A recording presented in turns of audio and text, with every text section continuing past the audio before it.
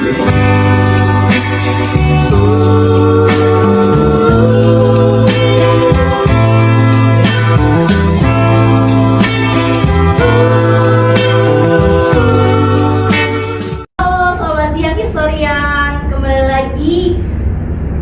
dalam video podcast bedah buku dan kajian sejarah Indonesia.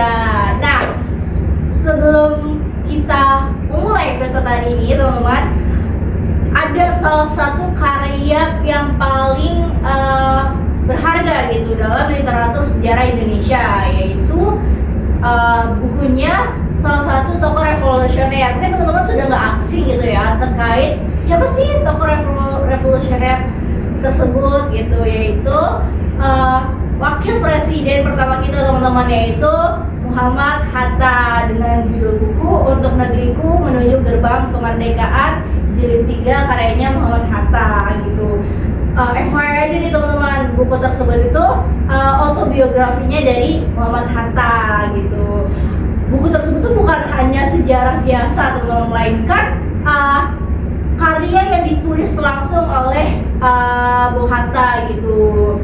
Orang yang benar-benar hadir gitu, berpikir atau bahkan mengambil keputusan di momen-momen paling menentukan menuju kemerdekaan gitu.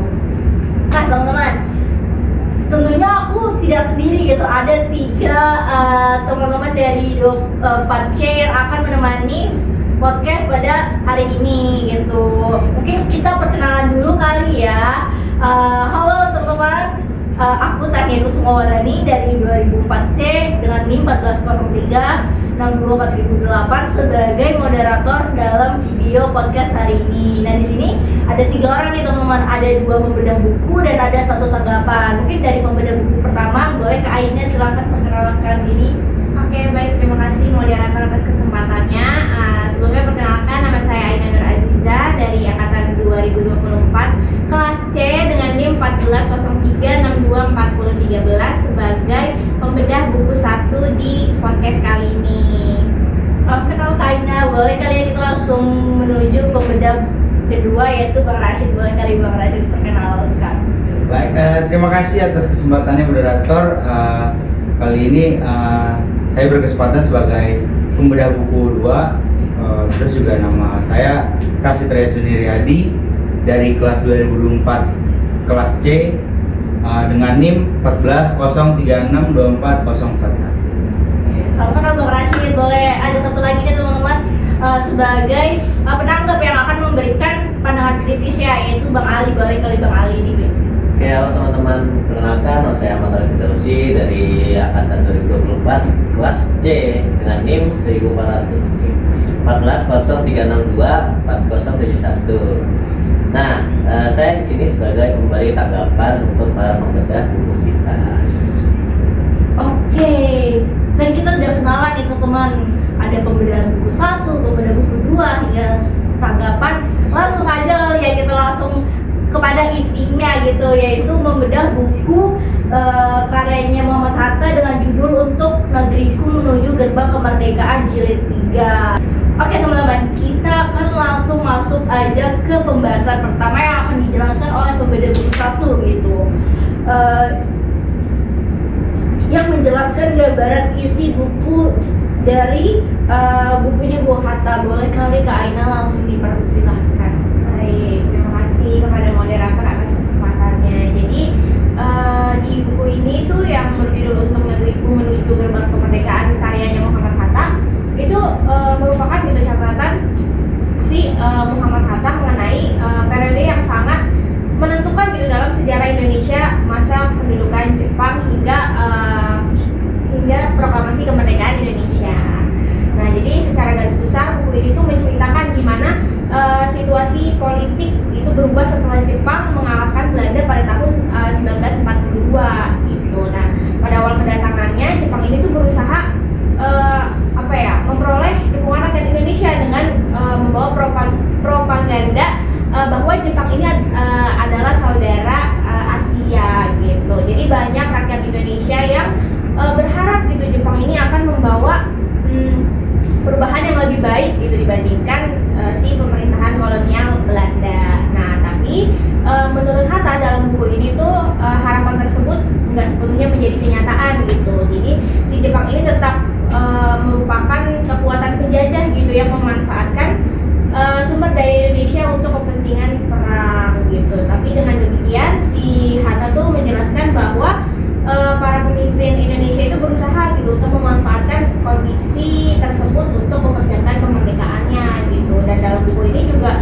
dijelaskan gitu berbagai organisasi yang dibentuk oleh Jepang, kayak seperti contohnya tuh organisasi Putra dan Jawa Hokokai gitu. Nah, Hatta juga menunjukkan nih bahwa organisasi-organisasi tersebut tuh dimanfaatkan oleh para tokoh-tokoh nasional gitu untuk membangun kesadaran politik rakyat gitu. Lalu yang selanjutnya si Hatta ini juga membahas pembentukan BPU PKI gitu, atau si Badan Penyelidik Usaha Persiapan Kemerdekaan Indonesia. Nah, melalui si BPU PKI ini para pemimpin Indonesia tuh mulai membicarakan dasar-dasar negara gitu, terus bentuk pemerintahannya, terus konstitusinya gitu, dan berbagai aspek yang diperlukan gitu untuk mendirikan sebuah negara merdeka gitu. Nah, buku ini juga menjelaskan gitu gimana muncul gitu berbagai perdebatan mengenai masa depan Indonesia gitu.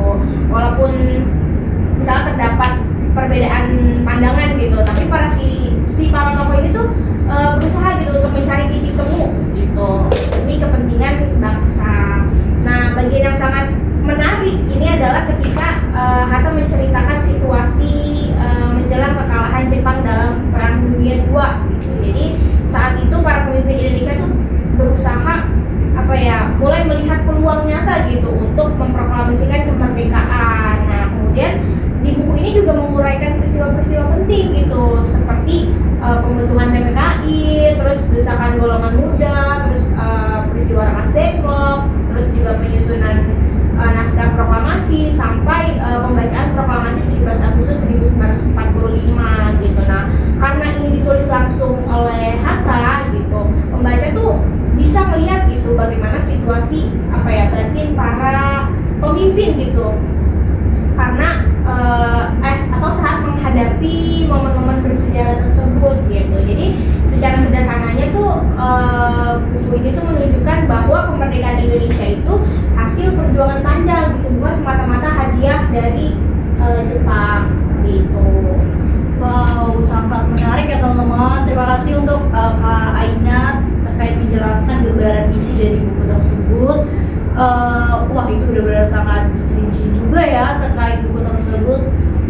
Nah, selanjutnya tadi kan sudah dijelaskan oleh Kak Aina mengenai isi dari buku tersebut. Selanjutnya ada Bang Rashid nih yang akan menjelaskan terkait analisis isi serta pemikiran Muhammad Hatta dalam bukunya. Boleh kali Bang Rashid dipersilakan. Nah, terima kasih Kak Tania sebagai moderator. Menurut saya di buku ini tuh mungkin ada beberapa hal yang penting yang dapat kita analisis dari buku ini. Yang pertama tuh Bung Hatta tuh menempatkan kemerdekaan sebagai hasil perjuangan yang berencana, bukan semata-mata tiba-tiba terjadi gitu. Di dalam buku ini nih terlihat bahwa para pemimpin Indonesia ini tak hanya mengandalkan semangat nasionalisme, tapi juga ia menggunakan strategi politik, terus juga perencanaan yang matang. Mereka juga memahami kapan harus bekerja sama dengan Jepang, juga kapan harus melakukan langkah mandiri untuk kemerdekaan. Nah, lalu yang kedua juga di buku ini tuh terlihat bahwa Bung Hatta ini menunjukkan pentingnya pendidikan politik. Jadi menurut Bung Hatta, rakyat yang sadar akan politik ini jauh lebih siap untuk merdeka dibandingkan dengan rakyat-rakyat yang mengandalkan emosi sesaat. Nah, karena itu banyak organisasi Jepang pada saat itu tuh dibentuk untuk sebagai sarana pendidikan politik. Nah, yang ketiga tuh buku ini nih memperlihatkan karakter kepemimpinan Bung Hatta sendiri. Nah, di bukunya tuh dapat dilihat lah bahwa Bung Hatta nih dari awal nih menekankan sifat rasionalitas dan pertimbangan yang matang. Juga Bung Hatta juga suka bermusyawarah gitu, dalam menghadapi perbedaan-perbedaan pendapat. Nah, lalu yang keempat tuh di buku ini tuh kita dapat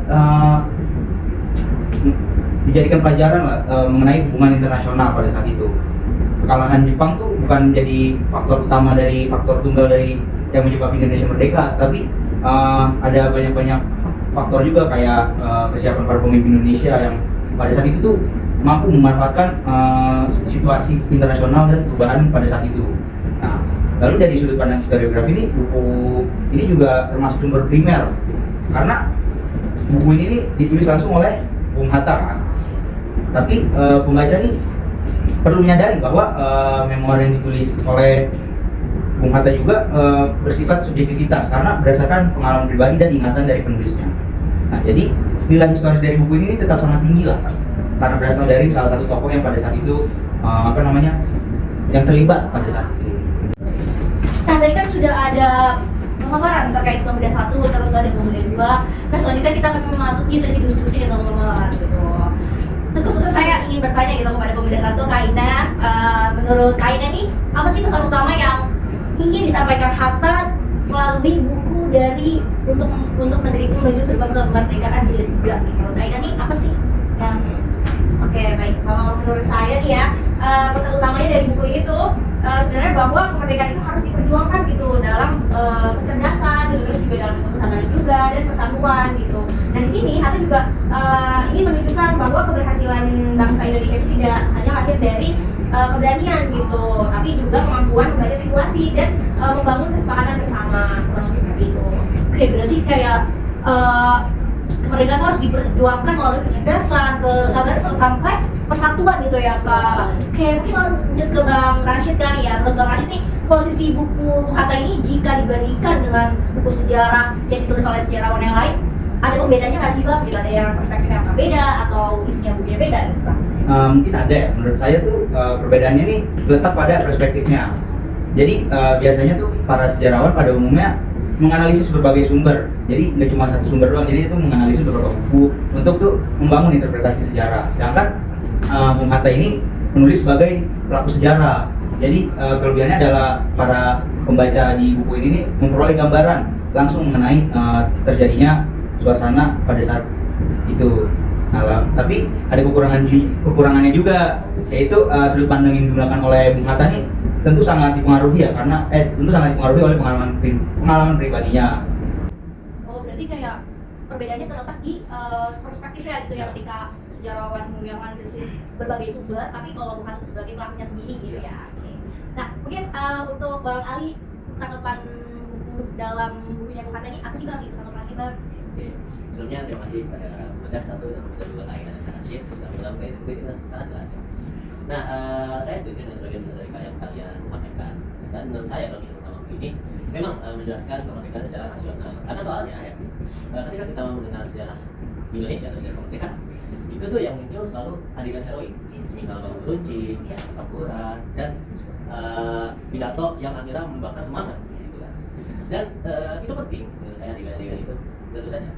Tapi Hatta juga mengajarkan kita bahwa sejarah Indonesia ini, sejarah kemerdekaan kita ini tidak terlepas dari keberanian saja, melainkan ada juga soal pemikiran, negosiasi, dan juga pengambilan keputusan yang tepat di waktu yang tepat. Nah, kelebihan lainnya, buku ini itu ditulis oleh seseorang yang tidak menonton sejarah itu saja, tapi dia juga ada dalam sejarah itu sebagai orang yang terlibat di sejarah itu juga. Nah, akhirnya membaca buku ini teman-teman, rasanya itu seperti ya dapat gitu kita mendengar cerita langsung dari orang yang berada di ruang sejarah itu, kayak ketika dia mengambil keputusan-keputusan besar di ruang-ruang rapat politik, dan akhirnya kita dapat nilai historis yang kuat dari membaca buku ini teman-teman. Nah, namun di sinilah sekaligus kekurangannya ya teman-teman, karena ini merupakan memoir, gitu ya, sudut pandang disajikan tentu tidak sepenuhnya netral, tidak sepenuhnya objektif, karena ini ya memoir ya, bersifat subjektif ya, dari ditulis oleh saya secara langsung. Ya bayangkan aja sama seperti kita ketika kita menceritakan hidup kita, pastinya kita ini kan menceritakan apa yang penting bagi kita, apa yang terus ada yang akhirnya bisa tekankan, gitu kan, ya biar seru gitu. Nah karena itu buku ini ya lebih baik jika dibaca bersama buku pembantu lain teman-teman. Nah selain itu ya, Hatta itu ternyata cenderung lebih banyak membahas aspek politik dan diplomasi di buku ini. Menurut saya, dibaca membaca tidak terlalu banyak melihat bagaimana suasana masyarakat biasa pada masa itu, gitu. Nah padahal sejarah itu kan tidak hanya dibentuk oleh tokoh-tokoh besar yang namanya kita lihat di buku pelajaran kan, tapi juga oleh jutaan orang, masyarakat biasa yang mungkin tidak tertulis namanya di situ. Jadi ya menurut saya buku ini memang sangat dalam dan sangat kuat dalam menjelaskan bagaimana kemerdekaan dipikirkan dan diperjuangkan di kalangan elit politik. mungkin tidak sempurna untuk menjelaskan seluruh kompleksitas sejarah Indonesia, tapi buku ini tetap merupakan bacaan utama bagi kalian, bagi siapa saja nih kan dari kalian yang mau memahami bahwa kemerdekaan itu bukan hanya soal mengangkat senjata saja, melainkan juga soal menggunakan akal sehat kalian. Sudah panjang lebar gitu terkait pembahasan yang tadi Kak Aina sudah jelasin, Bang Rashid juga Bang Ali. Nah selanjutnya ada hal penting gitu teman-teman, yaitu kita membahas seberapa penting sebuah memoir ini ditulis oleh pelaku sejarah, terkhusus Bung Hatta gitu yang kita bedakan sebagai pelaku dalam membantu kita nih untuk memahami sebuah peristiwa sejarah gitu, terkhususnya peristiwa kemerdekaan Indonesia gitu teman-teman. Nah, apakah bukunya Bung Hatta ini bisa dianggap sebenarnya objektif gitu? Nah, untuk menjawab pertanyaan tersebut boleh dikali Kak Aina sebagai pembedah satu untuk memaparkan apa sih kelebihan dari bukunya Bung Hatta gitu. Boleh kali Kak Aina. Baik, terima kasih moderator atas kesempatannya kembali gitu ya. Menurut saya dari buku Menuju Gerbang Kemerdekaan Jilid 3 itu punya nilai yang sangat penting gitu ya, karena merupakan sumber primer yang ditulis langsung oleh Muhammad Hatta gitu sebagai salah satu tokoh kemerdekaan Indonesia. Nah, untuk kelebihan utama dari buku itu adalah autentisitasnya.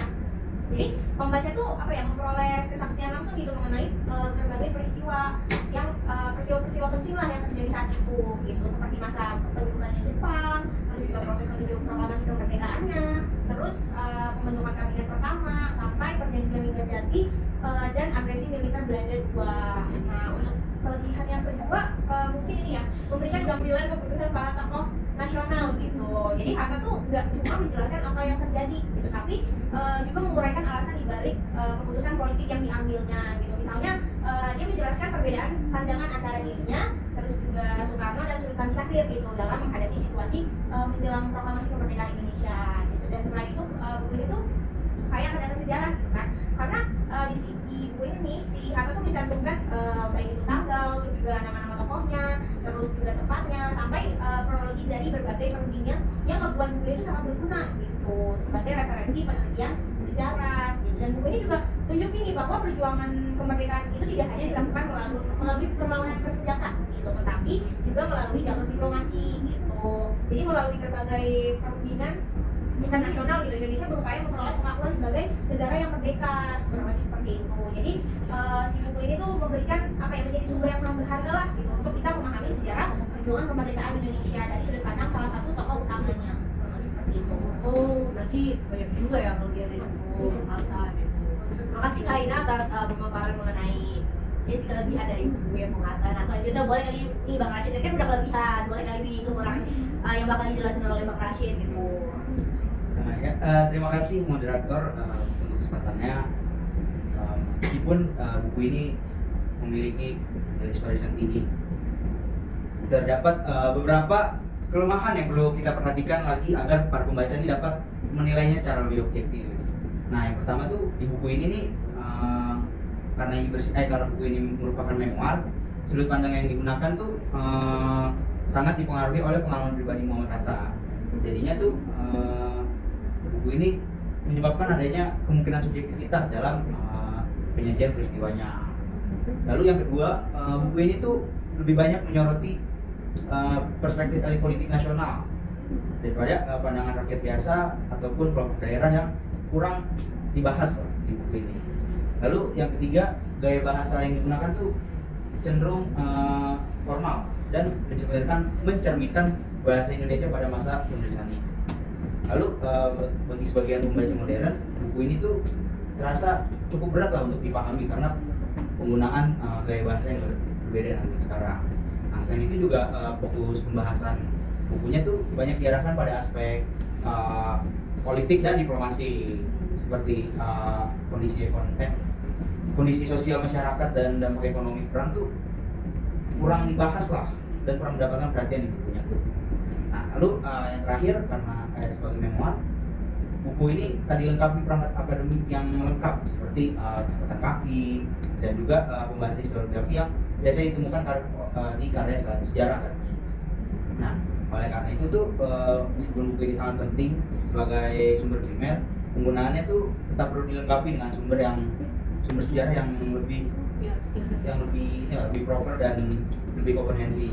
Kepada Bang Rashid atas analisis sedikit mengenai kekurangan dari bukunya Bung Hatta. Nah, selanjutnya boleh kali ini Bang Ali sebagai penanggap untuk memberikan tanggapan entah itu berupa dari pemaparan Kak Aina dan Bang Rashid misal kayak kritik atau bahkan kayak perbandingan dari literatur lain buat kritik kali. Jadi kalau saya melihat dari pengembangan kedua pembicara tadi, saya melihat sebenarnya buku menuju gerbang kemerdekaan jilid ini menarik karena kita tidak hanya melihat sejarah sebagai rangkaian suatu peristiwa, tapi kita juga melihat bagaimana seorang pelaku sejarah itu memahami ada dapatnya. Saya setuju bahwa kuantum buku ini itu ada pada Muhammad Hatta sebagai orang yang mengalami langsung peristiwa tersebut. Jadi buku ini bukan sekedar cerita tentang kemerdekaan, tapi tentang melihatnya bagaimana domain politik itu ada di situasi yang penuh tekanan dan penuh ketidakadilan. Gitu kan? Nah, namun di sisi lain, justru karena hal ini, karena buku ini adalah sebuah memoir, sebuah catatan pribadi atau sebuah hal yang dituturkan secara mandiri oleh penulisnya. Sejarah yang ditulis oleh pelaku sejarah itu pasti membawa sudut pandang pribadi, bukan berarti hal ini salah ya teman-teman. Dan kita juga harus sadar gitu bahwa ada pengalaman, ingatan, bahkan cara melihat peristiwa yang ikut memengaruhi penulisan sejarah tersebut. Nah, menurut saya disinilah menariknya buku ini. Dia kuat bukan karena menjadi satu-satunya cerita sejarah atau kebenaran sejarah, tapi karena memberi satu persatu potongan perspektif dari seorang pelaku sejarah. Nah, kita bisa memahami bagaimana Hatta berpikir, bagaimana ia bisa melakukan politik, dan bagaimana ia mengambil sikap. Atau kalau kita bandingkan dengan karya sejarah akademik dengan menggunakan banyak sumber, buku ini ya memang mungkin tidak selengkap itu dan menghadirkan dalam menghadirkan seorang masyarakat. Tapi justru nilai personalnya itu menjadi sesuatu yang sulit digantikan oleh arsip-arsip biasa. Jadi kesimpulannya buku ini itu bukan untuk dipercaya secara mentah, karena ini mewah, tapi untuk diajak dialog, karena seakan-akan kita berbicara dengan orangnya. Karena sejarah itu bukan hanya soal apa yang terjadi, tapi juga bagaimana manusia akhirnya berada di dalamnya memahami apa yang terjadi. Seperti itu kita dapat dari saya. Nah, teman-teman, tadi kan kita sudah ngobrol gitu terkait kelebihan serta kekurangan dunia dari bukunya Bung Hatta gitu. Tapi menarik juga nggak sih kalau kita sandingkan gitu bukunya Bung Hatta dengan buku yang ibaratnya sama-sama dikeluarkan oleh tokoh yang nggak kalah penting gitu selain Bung Hatta gitu, yaitu Bung Karno dengan judul Penyambung Lidah Rakyat Indonesia karyanya C.E. Adams gitu. Nah, menurut pembedah serta penanggap itu apa sih yang perbedaan yang paling terasa gitu antara dua buku tersebut? Boleh kali yang berkaitan. Oke. Jadi kalau menurut saya pribadi ya gitu, yang paling kelihatan tuh itu cara mereka bercerita gitu. Jadi Hatta ini kan tipe orang yang suka nyatet kan, jadi bukunya tuh lebih banyak tanggal, terus juga tentang peristiwanya, tokohnya, terus kronologi yang jelas gitu. Sementara Soekarno itu lebih banyak maksudnya tentang apa ya, tentang pengalaman dan perasaannya gitu. Jadi sensasinya tuh emang beda banget waktu dibaca. Iya benar, Bung Hatta tuh sekaya mengajak kita tuh melihat peristiwa dari dekat lewat fakta-faktanya. Sedangkan Bung Karno nih seperti sedang ngobrol langsung lah dengan pembicaranya. Oh, berarti gitu ya teman-teman. Berarti kalau dari segi isi bukunya gitu, apakah bukunya saling melengkapi atau bahkan kayak bertolak belakang gitu? Tapi kayaknya Kalau menurut saya dari kedua buku itu saling melengkapi. Karena misalnya kita ambil peristiwa proklamasi lah ya. Nah dari Hatta kita tahu nih gimana prosesnya, terus juga perdebatan yang terjadi itu seperti apa. Nah sedangkan dari Soekarno kita tuh bisa merasakan tegangnya situasi pada saat itu gitu. Jadi yang satu itu memberikan faktanya, yang satunya lagi juga memberikan suasananya gitu. Jadi sama-sama saling melengkapi. gitu ya. Betul, saya juga sepakat. Bahkan kekurangan keduanya tuh saling menutupi lah. Buku Hatta tuh kadang terlalu fokus pada tokoh-tokoh politiknya. Sedangkan di buku Soekarno kita lebih sering menemukan cerita tentang hubungan ini dengan masyarakat. Jadi dari dua buku ini ada sudut pandang yang berbeda. Tapi ya teman-teman tetap perlu ingat ya, karena buku Soekarno ini kan autobiografi dan itu pasti dituliskan oleh diri sendiri lah. Nah tentu ada kemungkinan cerita yang diwakilkan oleh Soekarno itu ada yang lebih ditodorkan tentang diri sendiri. Sedangkan Hatta itu orang yang hati-hati lah dalam menyampaikan fakta. Jadi kalau mau memahami sejarahnya, ya menurut saya itu patut untuk membaca karya Hatta. Dan kalau ingin memahami realitas dari zamannya, kalian patut membaca Soekarno. Nah, tadi kan sudah dijelaskan itu mengenai banding dari buku Hatta serta pembandingnya itu bukunya Karno. Dua bukunya teman-teman, dua cara mereka ini berbeda untuk menceritakan sebuah peristiwa gitu. Tapi satu tujuannya sama gitu, yaitu membahas tentang perjuangan kemerdekaan Indonesia gitu. Dan dari perbandingan tadi gitu yang kita sudah bahas gitu kan bisa kita lihat bahwa kita tuh tidak bisa melihat sejarah nggak bisa cuma melihat satu sudut pandang saya gitu kan.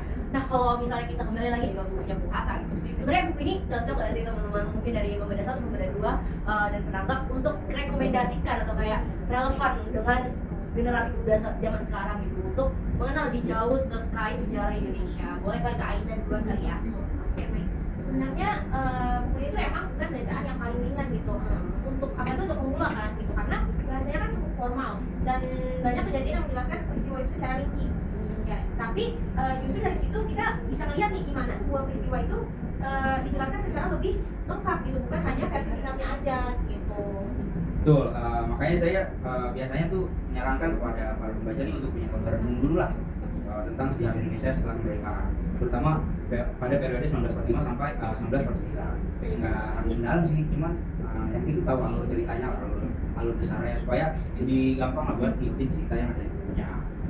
Sama jangan ragu juga gitu kalau misalnya kita mau membaca sumber lain untuk dijadikan sebagai pembanding gitu. Jadi semakin banyak sudut pandang yang kita dapat, yang kita temuin, semakin kaya juga nih pemahamannya terhadap suatu sudut pandang gitu atau suatu peristiwa lah ya gitu. Jadi karena pada akhirnya kan sejarah itu bukan cuma soal kita mengingat apa yang terjadi gitu kan, tapi juga gimana kitanya untuk memahami gitu, kurang lebih seperti itu. Oke, tanggapan terakhir moderator.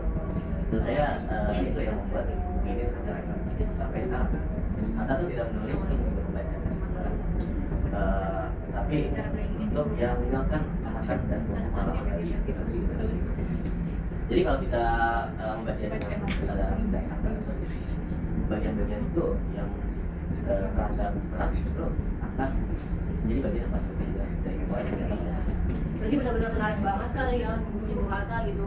Jadi bisa dibilang bukunya Bung Hatta terkhusus menuju gerbang kemerdekaan ini membutuhkan sedikit usaha gitu di awal, tapi kayak ada hasilnya nggak sih, kayak menawarkan pemahaman yang jauh lebih mendalam tentang perjalanan bangsa Indonesia menuju kemerdekaannya gitu. Dan mungkin menjadi salah satu alasan gitu mengapa buku ini masih terus dibaca hingga sampai sekarang. Nah teman-teman, tadi udah benar-benar kita membahas panjang lebar mengenai buku Bung Hatta, dari isi, dari peristiwa, serta pemikiran yang Bung Hatta yang dicurahkan dalam buku tersebut. Bahkan sampai kita bandingkan gitu buku Bung Hatta dengan salah satu literatur lain gitu dari bukunya Bung Karno gitu. Berarti kayak panjang lebar juga ya pembahasan kita teman-teman gitu. Dan dari diskusi hari ini teman-teman, kita bisa melihat nih bahwa kemerdekaan Indonesia itu bukan hanya lahir dari pertempuran di medan perang aja gitu. Banyak banget jalan yang dilalui, entah itu diplomasi, entah itu perdebatan, atau bahkan keputusan besar yang diambil oleh tokoh-tokoh penting dalam situasi yang penuh ketidakpastian gitu teman-teman. Dan melalui buku tersebut, bukunya Bung Hatta nih, mengajak kita gitu untuk melihat bagaimana sih negara Indonesia pada 1945 ini dibangun dari balik meja perundingan gitu ya, hingga akhirnya memperoleh pengakuan kemerdekaan di kancah internasional. Dan juga tadi kan kita sudah membandingkan gitu dengan bukunya Bung Karno gitu, dengan sudut pandang Bung Karno, dan melihat bahwa sejarah itu bisa diceritakan dengan cara yang berbeda. Ada yang lebih menekankan fakta dan kronologis, ada yang lebih menonjolkan gitu pengalaman serta emosinya. Dan karena hal tersebut teman-teman, perbedaan itu menjadi pemahaman kita terhadap sejarah yang lebih kaya. Jadi semoga diskusi hari ini bisa menambah wawasan bagi teman-teman historian dan menjadi lebih tertarik gitu untuk memahami sebuah peristiwa sejarah terkhusus kemerdekaan Indonesia gitu. Mungkin sekian dari podcast hari ini, kurang lebihnya mohon maaf. Sampai jumpa di lain sesi. Dadah. Sampai jumpa.